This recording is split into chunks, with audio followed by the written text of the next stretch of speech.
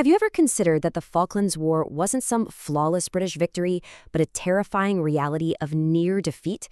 This document completely shifts the perspective on Britain's 1982 campaign. Welcome to Strategic Labs. Like and subscribe for more strategic insights. Today, we're diving into an explainer based on Edward H. Whitmore's rigorous study, British Military Failures.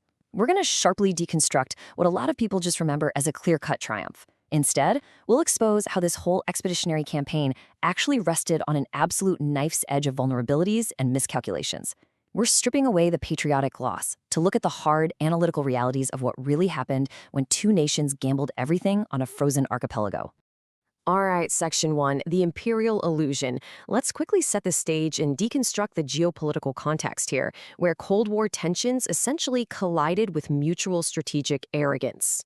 Now, you really have to look at the stark contrast between London's confidence and the Argentina junta's calculated gamble. Argentina's military leadership basically assumed Britain was just too bogged down by domestic economic issues and massive European Cold War commitments to actually mount a response thousands of miles away. To them, it seemed completely illogical that London would bleed for such a remote territory. But on the flip side, British planners relied incredibly dangerously on this assumption that sheer technological superiority would just effortlessly crush any resistance. Both sides severely misread each other, and it set the stage for a brutal reality check. Moving right along to Section 2, an 8,000-mile gamble.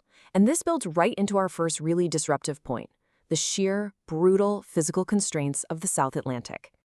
8,000 miles. Just try to visualize that for a second. Projecting power across that immense void of ocean tested British naval capabilities to their absolute breaking point. We're talking about mobilizing an entire naval task force, carriers, destroyers, transport ships, and sending them across an intercontinental void into the freezing storms of the South Atlantic. It was the ultimate stress test, a massive gamble, asking, does Britain actually still have global military reach? And because of that massive distance, you get absolute logistical nightmares. This extreme overreach exposed the true fragility of expeditionary warfare. The British task force was thrown into this incredibly harsh maritime environment, battling freezing gales with supply lines stretched to the absolute limit. And remember, they didn't have immediate support infrastructure or old imperial forward bases to fall back on. Literally every single bullet, ration, and drop of fuel had to be shipped across the globe. The margin for operational error wasn't just small, it was practically zero. Which brings us to Section 3, the Exocet shockwave. Here is our second disruptive insight. Because let's be real, technological superiority is only a genuine advantage until your enemy introduces an asymmetric threat you just didn't see coming. So the unexpected May 4th strike on the HMS Sheffield absolutely shattered any British assumptions of naval invulnerability.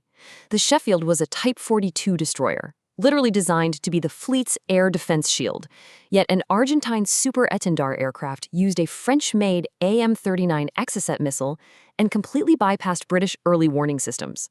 The missile flew just meters above the wave crests, totally invisible to radar until the very last seconds. The impact and the fire led to the tragic loss of the ship and 20 British sailors. It was a massive operational and psychological blow. And Whitmore puts this perfectly in his study. He says this event crystallized the massive gulf between anticipated and actual threat levels, forcing a rapid reassessment of British air defense protocols. It exposed a glaring weakness. Those legacy early warning systems were wholly insufficient against modern sea-skimming missiles. The British fleet literally had to pull their precious aircraft carriers further east, away from the islands, just to stay out of range of another catastrophic strike. That takes us right into Section 4, Surviving Bomb Alley.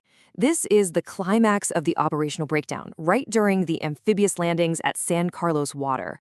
The Argentine Air Force absolutely leveraged the harsh geography of those islands.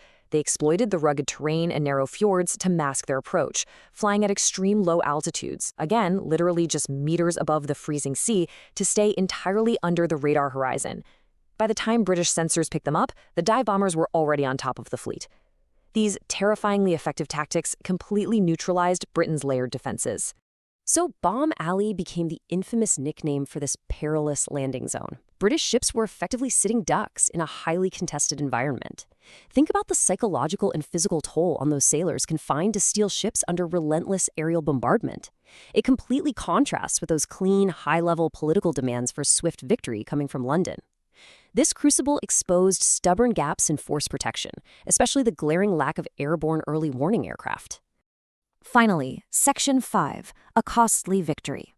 Ultimately, yes, the islands were reclaimed, but the staggering human and material costs forced a permanent shift in military doctrine. So, to pull it all together, the campaign's ultimate success was nearly derailed by our top 3 disruptive strategic failures. First, the flawed assumptions of invulnerability that led Britain to severely underestimate Argentine resolve. Second, those massive air defense and intelligence gaps that resulted in major, entirely avoidable losses. And third, the extreme fragility of sustaining a war 8,000 miles from home. These miscalculations prove that a clear tactical victory on paper can easily hide profound structural vulnerability. It really leaves us with a critical strategic question to chew on. Does technological dominance actually guarantee victory, or does it simply mask fatal vulnerabilities in expeditionary warfare? This is just a preview. For the full deep dive, check out our long-form podcast on the channel. See you in the next one.